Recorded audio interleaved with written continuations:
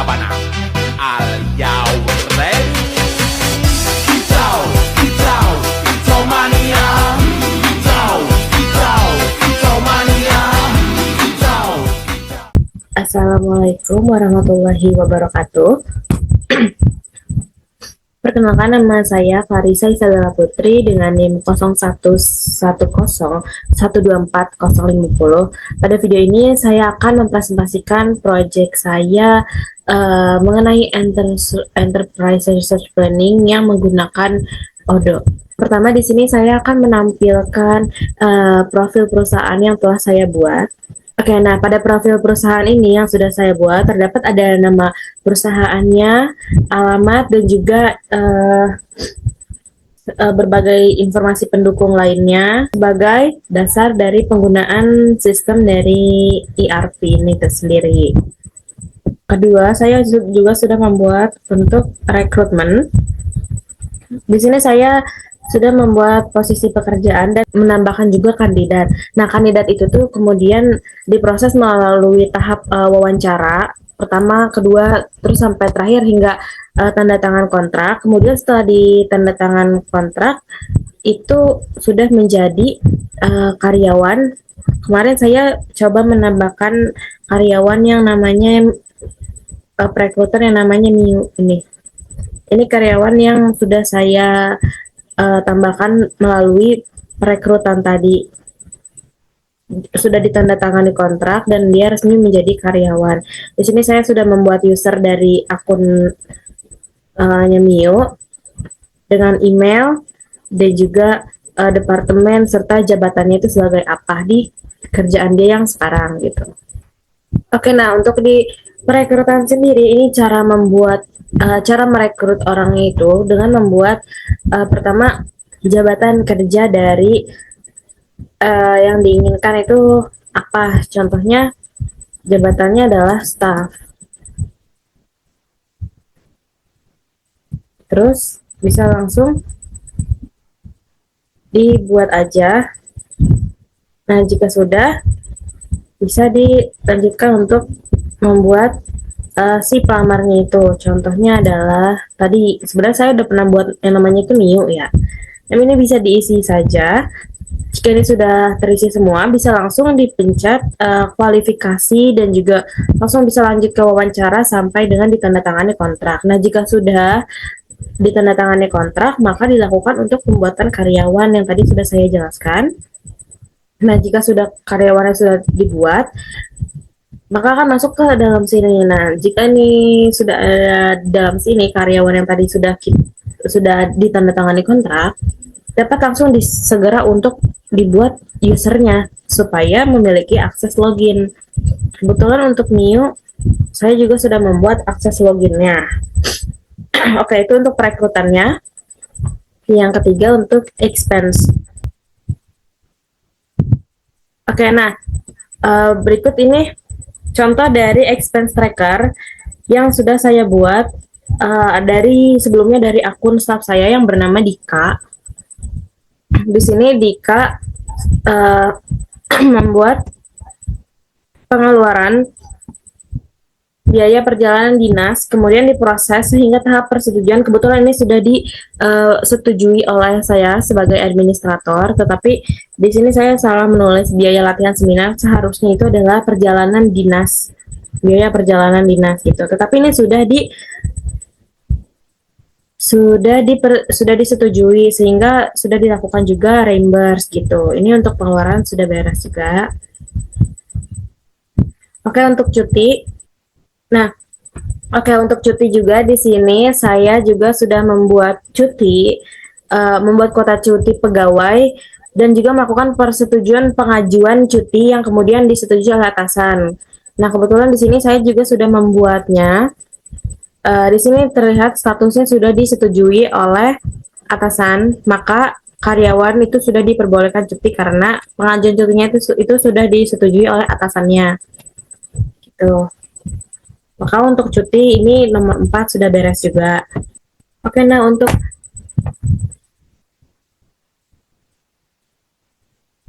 Oke, nah untuk modul berikutnya adalah absensi atau attendance untuk membuat presensi.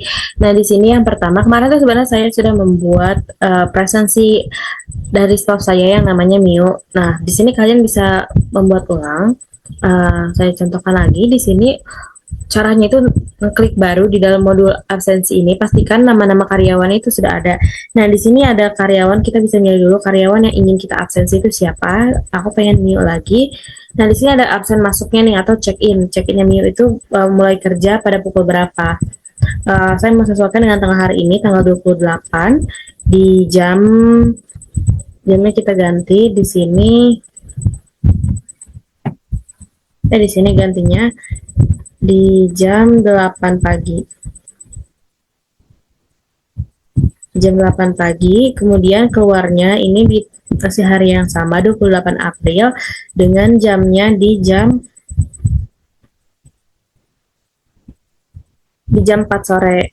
Nah, ini bisa langsung diterapkan. Ini merupakan check-in dan juga ini check out-nya atau jamnya si Mio pulang. Saya salah untuk memasukkan jamnya di sini. Seharusnya itu jam 16 ya. Maaf ya, saya salah. Nih, jam mana tadi? 16.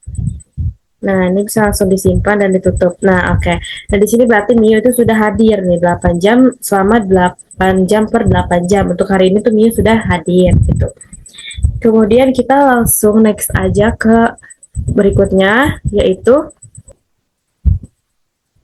nah berikutnya untuk yang berikutnya itu pembuatan produk. Di sini yang pertama ini kemarin saya sebenarnya sudah membuat produk. Di sini contohnya ada skintific anti acne dan juga skintific pantenol. Nah, cara untuk membuat produknya itu dengan cara mengklik tombol baru yang ada di sini, bisa dimasukkan dengan nama produk yang ingin dijualnya.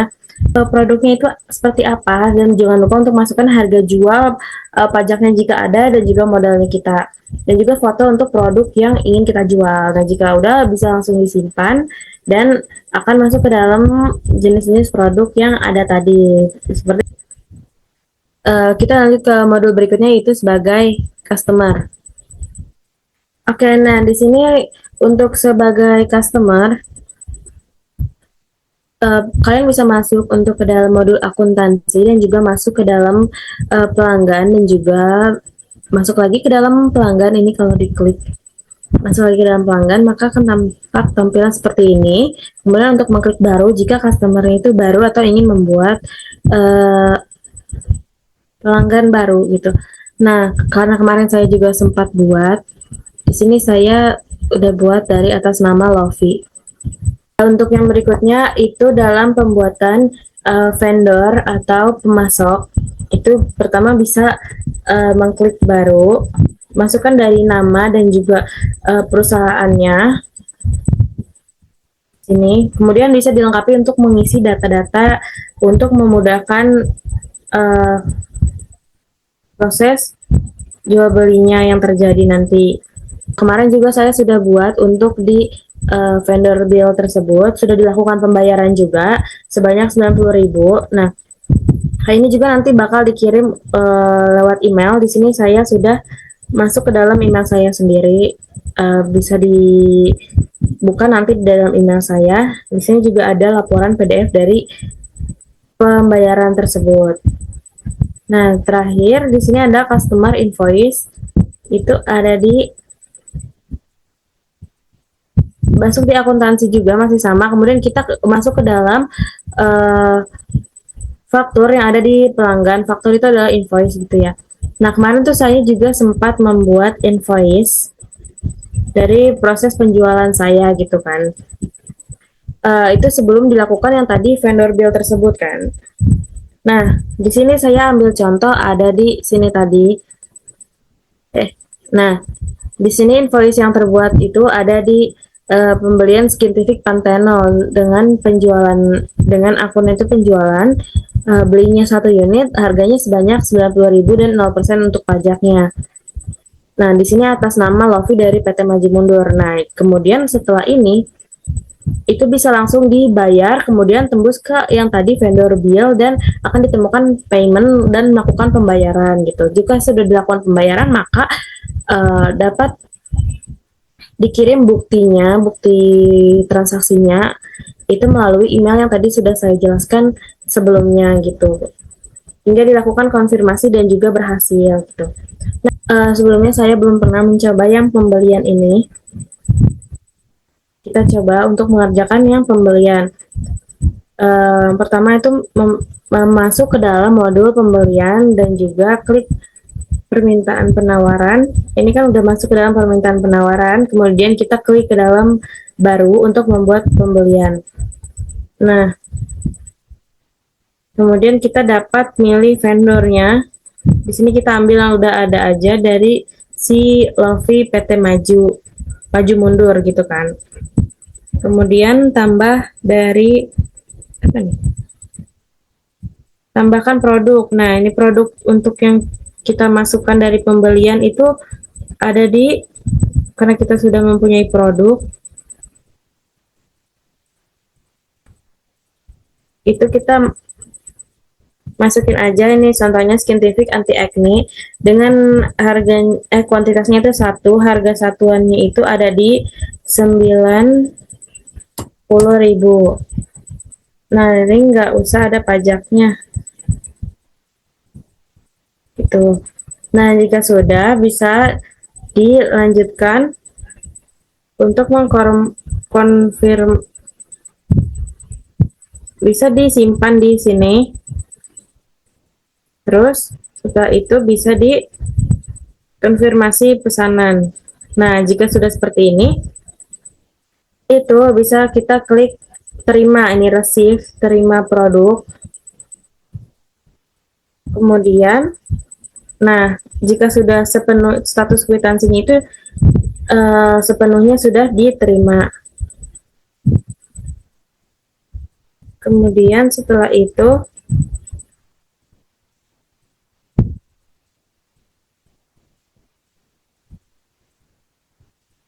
bisa dilanjut dengan klik akui atau validasi. Dan juga jika sudah seperti ini, maka kan sudah divalidasi nih, kita dapat dilakukan untuk membuat tagihan. Nih, unggah tagihan. Nggak usah. Gimana? Nah, jika sudah, itu dapat dicetak aja dari hasilnya. Oke. Nah, di sini udah masuk hasilnya. Akan jadi seperti ini. Oke, dan mungkin itu saja dari saya. Mohon maaf jika saya masih terdapat banyak kurangnya dan juga salahnya, karena saya juga masih dalam tahap belajar. Untuk semuanya dari 10 modul ini, mulai dari penjualan, pembuatan produk, cuti, pengeluaran, itu semua alhamdulillah lengkap tugas saya. Sekian, terima kasih banyak. Wassalamualaikum warahmatullahi wabarakatuh.